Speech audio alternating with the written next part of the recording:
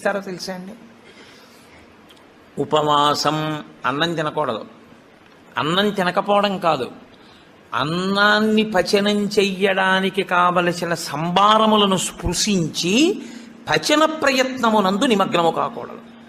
అంటే ఏకాదశి నాడు ఉపవాసం ఉండి ద్వాదశి నాడు కాకరకాయ పులుసు పెట్టి వండుకుందామా వేపుడు చేసుకుందామా అని ఆలోచించకూడదు.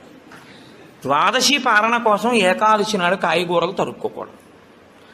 ద్వాదశి నాటికి పనికొస్తుందని ఇవాళ పప్పు నానపోయకూడదు.